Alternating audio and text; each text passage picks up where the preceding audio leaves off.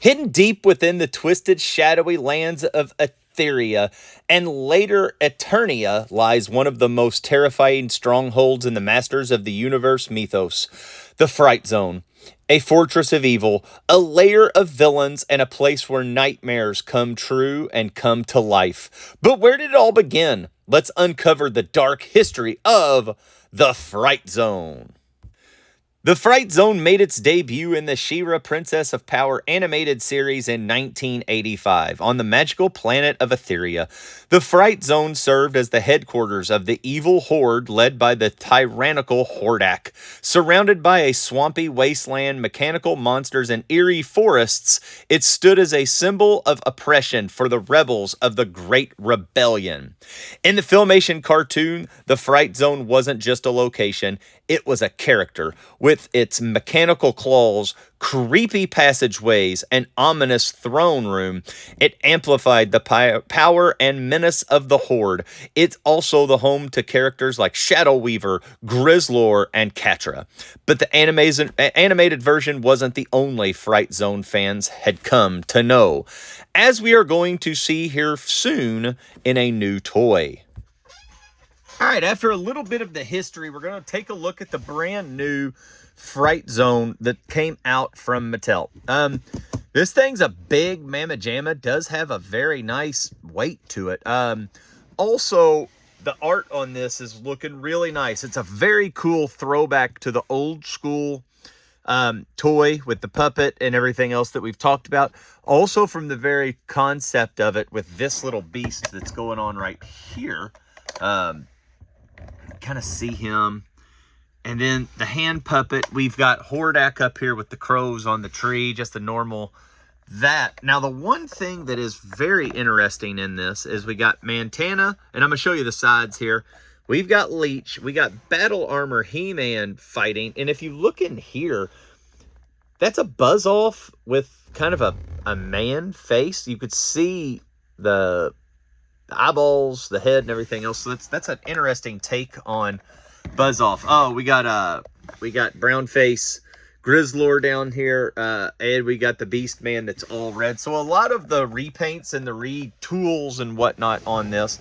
When we go to the side, you actually see the Triclops that's different colored and everything else. And then on this side of it, we catch Slime Pit, and we've got kind of a Modulock mechanism.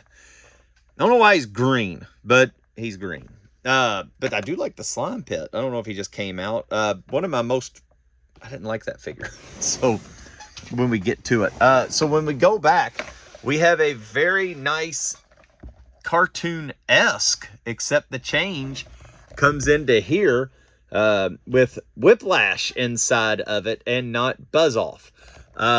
Also has a little bit of an inside look of it right here. We have that face from the original. We're going to get into all this Grizzlor, not brown face Grizzlor, and not full red Beast Man either. And they don't have the green Tila.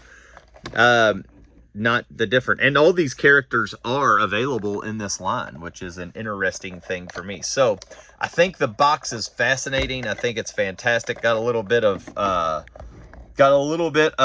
nostalgia in it, but let's open this, and we're gonna, I don't know what we're gonna do, but we're gonna try to do this. I don't know. Let's try to do it together. Why not? It's fast forward a little bit if you don't want to see a box unopened, and then you'll see the actual part of it. I think I don't want anything to be missed, and I'd kind of like my actual reaction to hit. So we're gonna open from this side, and we're just gonna pull this big dog out here. It did come in a mailer. It came in a box, and then it came in this box. So it did come protected, which was nice. All right, let's get this dude out. Maybe. All right, so it comes packaged like this. All right. We're going to pretend that is flat. We're going to lay that silliness down. So when we do open it, everything comes tumbling out exactly how I thought. So I'm going to take a little bit. I did want everybody to see how it came. We're going to take a little bit of a time here and put this together off camera, and then we'll be back for it. So hey, that's how it was shipped. All right, took me a little bit to get it together, but this is it together. Have of us having a tree up here. It does feel much bigger than the vintage Fright Zone. Obviously, doesn't look a thing like the Fright Zone, which is terribly... I'm sorry, that computer's in the way. We're going to... Here soon, I promise you we'll have something. But when we've got horde hanging out, we're just going to use these guys. So we have, on the outside, we have some steps. We have Hordak's face that looks fantastic right there. All the vines and everything else. So the first thing that comes off different is right over here. It's this dude's head. Looks very cool. Can be play active to where it's biting them or something like that. Now, it does not come off. Nothing really does happen with the face, which is okay. That's an okay thing, at least for me. It does look cool, though. The jail, the throwback, is a little bit different. It comes off in a pocket like this. Now, it will open up. You throw your bad guy in there, and it does have some chains, some skulls and stuff. We're just going to throw Hordak back in here because, why not? So Hordak goes in. We have these trees that have a little bit of articulation, not much. Now, another thing that comes to be a bigger thing is this, which can grab somebody. So if Grizzlor's walking by, and he's going to get snatched up by the claw as such, and it just folds up on him. Now, Grizzlor can be hanging out over here. You could tell it is not the perfect size, but this thing would have to be large and in charge to kind of get to the scale. That's a different thing. The boulders, I love the green. I love the mossy effect to it. Everything on that end is pretty cool. Now, the one feature I do want to show is this. The tree does go up, has kind of a haunted little swirly bird going on in there. It will stay up on its own. It's just an easy little push down. And then that's about all for over here. Now, one of the big plays for this is the hand puppet that used to come through here that you've seen pictures of already. Now, this is going to be my first go with what that hand puppet should have been. I do recall this is from concept art, and to just show the hand of it coming in, that's a big head. But if you look at the actual monster, the monster is as big as the Fright Zone, which is very cool and very detailed. So we're going to slide the Fright Zone over just for a second. Let's take a look at this guy right here. The face is something menacing. It definitely has a throwback to that hand puppet. Does have open mouth articulation that can come and grab somebody. Has some neck articulation. All hands, or I guess ankles, I guess you would. And then the arms are articulated. The tail moves a little bit. There we go. It is just a fantastic beast. Everybody complained about the pricing of this, but this is a large beast. This is half of your money in this thing. Now, if you don't like it, I do kind of wish there would have been a way, and I know money-wise there wouldn't have been, but to put a hand puppet through that would have been a cool little throwback to also have this. But to have that guy along with this is pretty cool. Now, so let's go back to the base of the Fright Zone. So let's get Grizzlor off of here, and let's turn this puppy around. It is very big, and we're going to take it a side by side. So we've got this. This is the entrance way to the beast. Now, if you look up at the top, it has an outline of his eyes and his fangs to let you kind of know that is. I do like the orange that it's going out like that. Also like the fact that his head can fit through this. You do get some weapons. You get some horde weapons. So you get a crossbow. You get the horde trooper staff, and then you get Mosquitour, I believe's weapon. They are very soft, plasticky. This is very much vintage. It can go on any of the vintage or the retros, and it fits just perfectly. So you do have a little weapons cargo right there, which is a very nice thing. And then when we turn it around a little bit more, you follow the seam and we go up here, and then there is a throne. So you can have somebody sitting on the throne, probably Hordak. It is a nice little throne. It is a little bit wobbly because it's only on there by a circle kind of touch, if you will. I am kind of wondering, and I don't know much of the details of it, but it would and feels like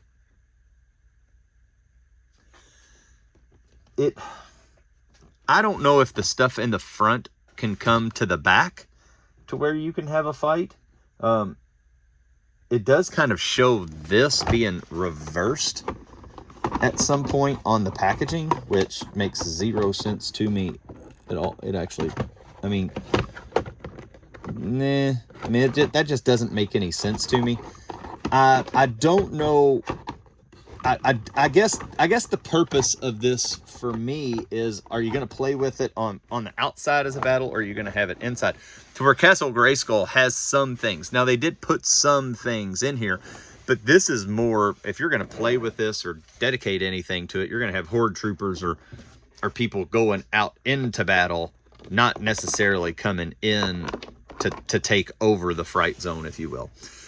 So that's one thing, but it does have these holes in the bottom to where there might be an extension later on in life to where you can extend a little bit here and have a little play with it, which would be awesome. And then we go to the other side. This is the back of the jail right here. Like I said, it's removable. And this is just a restraint. You can put a figure in there and clamp them down and have them on, I guess, in jail. But I do like the orange, the Hordak logo or the Horde logo on the back.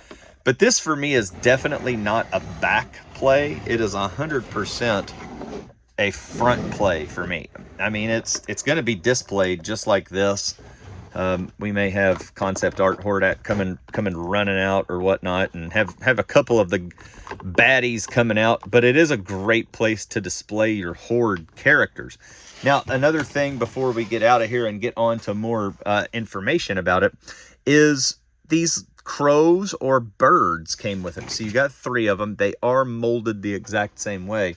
They will clip on to the tree's branches at the top. The tree's branches do have a little bit of rotation articulation. I know you can't see this. I'm sorry. I'll show you as soon as I get them kind of clicked on here. Click on there, you bastard. There we go. And so those hang out right there. So at a far and a very terrible workbench, that's what it looks like. But to stack Horde members up to get old Grizzlor, it is going to be a crowded play set, but you can have them hanging out at quite a good amount of pace and a good amount of speed there, which I like. So, all right, that is all for the Horde Fright Zone Trap Field Evil Horde base. Definitely different than we've learned from the history of it, but let's get back into the history, wrap this video up. Thanks for looking at this toy review, and here's some more stuff about the Fright Zone. In 1985, Mattel released the Fright Zone playset, as we just looked at, and it looked very different from the cartoon version. Instead of a high-tech fortress, the toy was a haunted, rocky dungeon built into a cliffside, featuring a puppet snake, a prison cell, and a tree with hidden grabber armor. While it was a hit amongst kids, many fans were puzzled by how different it looked from the show. In reality, the toy's design came first, and Filmation chose to go in a completely different direction from the cartoon, designing their own Fright Zone to better match the look of Etheria. Still, the playset became a cult classic, gritty, grimy, and packaged with imagination, a thing that is not around anymore. Over time, the Fright Zone made its way into the Eternia as well. In the mini comics and later versions of the lore, it was reimagined as the Horde stronghold threatened Castle Grayskull. In 2002, the reboot of the Masters of the Universe, the Fright Zone wasn't as prominently featured, but the Horde's influence and Hordak's backstory was teased as a looming threat. By the time the Masters of the Universe Revelation on Netflix came around, the legacy of the Horde and the evil lands tied them to echoed and dread and history of the Fright Zone, though the exact location didn't return in full force. The Fright Zone has long fascinated fans with its dual identity, half-industrial nightmare, haunting swamps, constraining designs, and the toy line that looked a little bit cool and had a hand puppet. Collectors today still seek out the original playset, and it remains one of the most atmospherical pieces in the entire MOTU toy line. Whether you remember it from Saturday morning cartoons or epic backyard battles, the Fright Zone remains a chilling monument in the MOTU Masters of the Universe history. Did you have the Fright Zone as a kid? Which version do you prefer, the new one or the old one? Did you like the Fright Zone that looks like that, or did you like the swampy version, the spooky toy or the tech-heavy animated later? Let us know in the comments below, and don't forget to like, subscribe, and hit that notification bell for more deep dives into the world of Masters of the Universe. Until next time, stay heroic and be aware, and don't go into the shadows of the Fright Zone.